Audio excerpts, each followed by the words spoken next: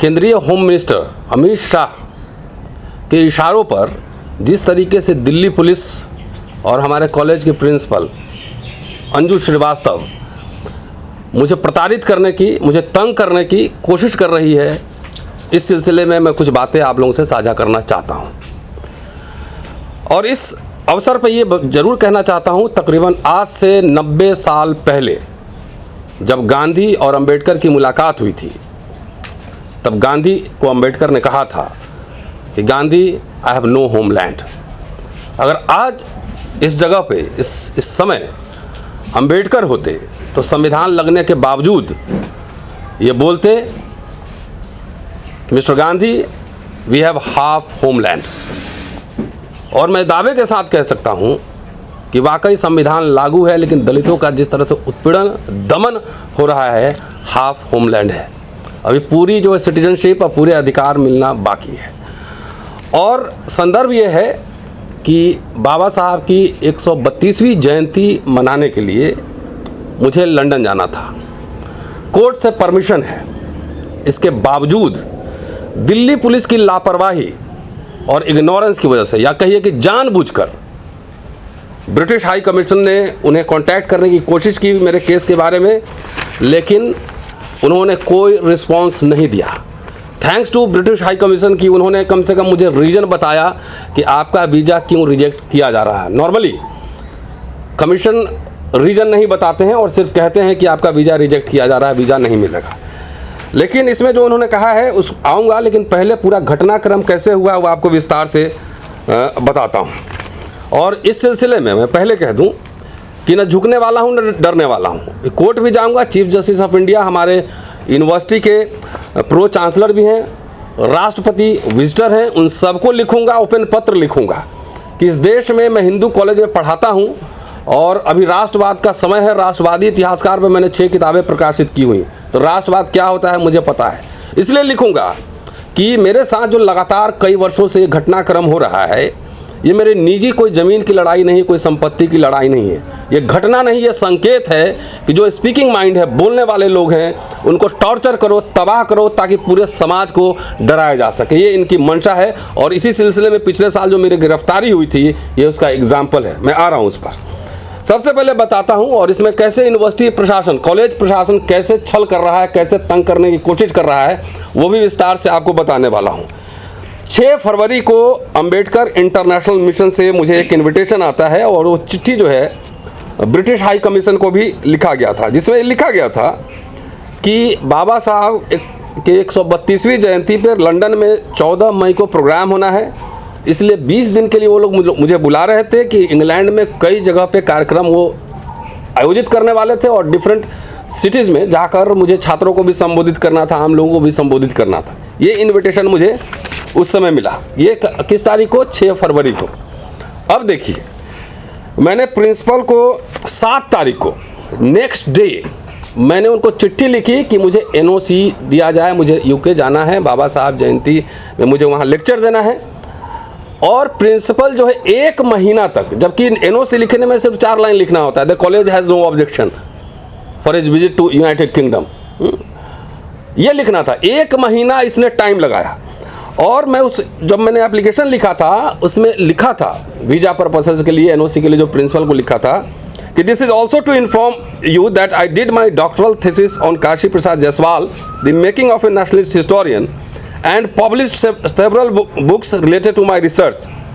Kashi Prasad Jayaswal studied in the Oxford University between 906 to 1910 and obtained several degrees.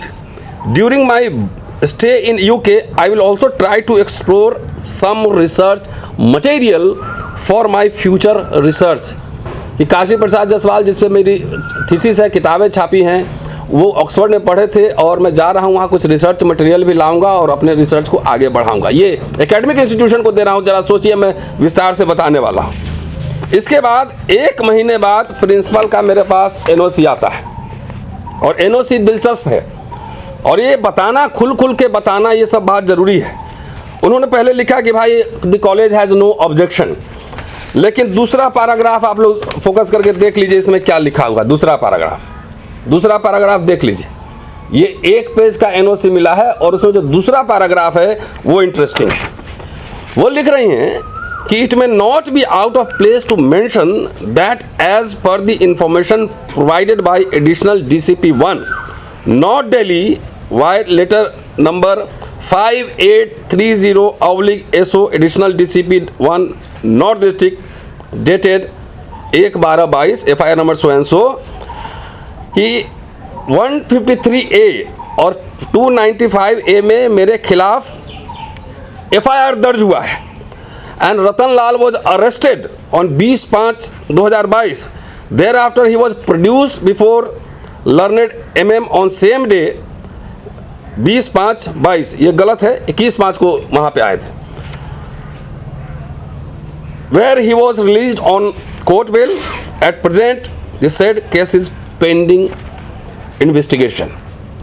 ये 1 महीने बाद आप सब जो वो तो विदेश जाती होंगी और जितने यूनिवर्सिटी अथॉरिटीज हैं जाते होंगे, 1 महीने बाद ये जिस कॉरेस्पॉन्डेंस की बात कर रही है दिल्ली पुलिस से, अगर मेरे बारे में कोई कॉरेस्पॉन्डेंस हो रहा है दिल्ली पुलिस से चाहे किसी से भी, कानून की मर्यादा ये कहता है कि उसके बारे में हमें सूचना होनी चाहिए क्या कॉरेस्पॉन्डेंस, एक फाइल, एक copy to the person concerned मुझे मिलना चाहिए।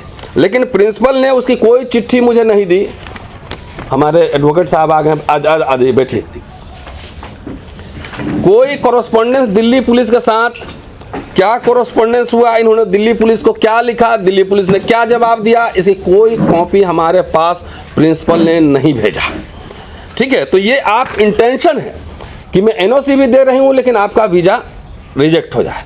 अब प्रिंसिपल और दिल्ली पुलिस के बीच जो साठ गांठ है वो भी आपको बताने वाला हूँ। वीज़ा के लिए मैंने अप्लाई कर दिया और कानूनन जब वीज़ा के लिए अप्लाई करते हैं और FIR आपके अंडर है, आपके ऊपर है, तो कोर्ट से ट्रैवल परमिशन लेना पड़ता है। हमने हमारे लर्नड लॉयर मुकेश जी बैठे हुए हैं, इनके थ्रू हमने जो है एप्लीकेशन लगाया कोर्ट में। और कोर्ट में जो दिल्ली पुलिस जो आर्गूमेंट कर रही है वो आर्गूमेंट दिलचस्प है, जरा सुनने वाली बात है। सेकंड पैराग्राफ जो रेलेवेंट है वो पढ़ रहा हूँ कि Shri Ratan Lal has applied for NOC to visit abroad. It is pertinent to mention that Shri Ratan Lal is a professor in Hindu college and teaching history in Hindu college from past many years. He is also residing in Hindu college from past many years and has deep root in society.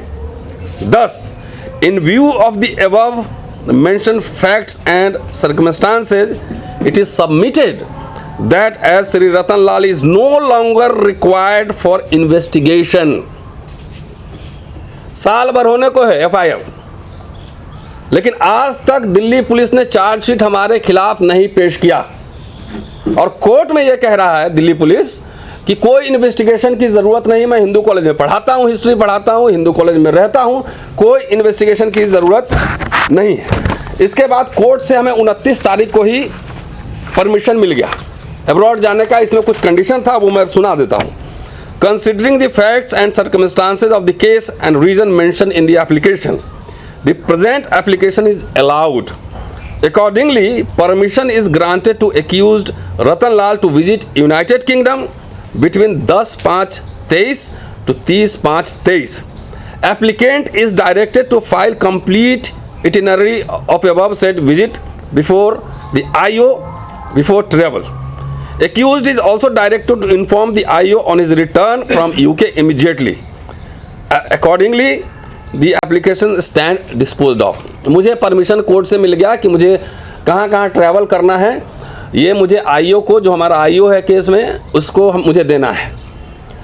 तो मुझे जब visa मिलता तभी travel plan बनाता, और ये भी था कि लौट के आएंगे तो IO को आप इन्फॉर्म करेंगे।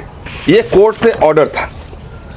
अब देखिए, अब जो मेन बात है, जो खेल है, इसीलिए मैं आरोप लगा रहा हूँ कि अमित शाह होम मिनिस्टर के इशारे पर जितने सोचने समझने वाले दलित समुदाय के लोग हैं, या आदिवासी समुदाय के लोग हैं, या पिछड़े समुदाय के लोग हैं, उनके ऊपर अथॉरिटीज़ डिफरेंट तरीके से दबाव डालती है, उनको केस करती है, उसको हर तरीके से प्रताड़ित करती है। अब जब मेरे पास वीज़ा ऑफिस से जो लेटर आया, वो लेटर दिलचस्प है। उन्होंने जो रेलेवेंट पोर्शन है वो मैं बताता हूँ कि you have stated that you have been arrested in May 2020 22 होना चाहिए था लेकिन 2020 लिखा हुआ है under section 153A/295A IPC for online posting and you were release with in 24 hours. You have submitted a court order dated 29th March 23 stating that you have been permission to travel abroad. Our office have made a number of attempts to verify the court order, but the police department have not responded. ये खेल है कि कह रहे हैं कि court order मुझे मिला है, पुलिस जाके कोर्ट में कह रहे हैं कि नो इन्वेस्टिगेशन रिक्वायर्ड, किसी जांच की ज़रूरत नहीं है. और यहाँ पर जब ब्रिटिश हाई कमीशन इनको जो है अप्रोच करती है कि वेरीफाई कीजिए कि इनको ट्रैवल परमिशन है कि नहीं, उसने कोई जवाब ही नहीं दिया. प्रिंसिपल हमारे पुलिस से कॉरेस्पॉन्डेंस का जो है ना पूरा लगाती है उसमें कि भाई ये लिखा हुआ है, कोई जवाब नहीं है. अब पुलिस का स्टैंड देखिए, इसका मतलब स्पष्ट नहीं है कि दोनों में तालमेल है, स्पष्ट है. और यही नहीं, 2000 में इस कॉलेज में 2000 से हूँ, 22 साल हो गए, 3 साल पहले और पढ़ा चुका हूँ. ये भाजपा सरकार आने के पहले जो साथी रिकॉर्ड हमारा जानते होंगे, सरकार की नीतियों के खिलाफ हम लोग लिखते बोलते धरना प्रदर्शन करते रहे. लेकिन जैसे 14 में ये सरकार बदली है, आते आते 15 में हमारे कॉलेज में प्रिंसिपल बनी है और आते आते सबसे पहले मेरे घर के सामने कूड़ादान खुदवाया हुआ है. कंपोस्ट पिट उसमें लिखा हुआ है लेकिन 1 ग्राम कंपोस्ट उसमें से नहीं निकला है और वहाँ पर कुछ कचरा दान है, कोई भी आदमी देख सकता है जाकर. वही नहीं, जब प्रोटेस्ट किया तो हमारे खिलाफ महिला उत्पीड़न केस करवाई फर्जी. मैंने प्रोसीडिंग फेस की, आज तक उसकी रिपोर्ट मुझे नहीं दी गई है, आज तक नहीं दी गई है रिपोर्ट.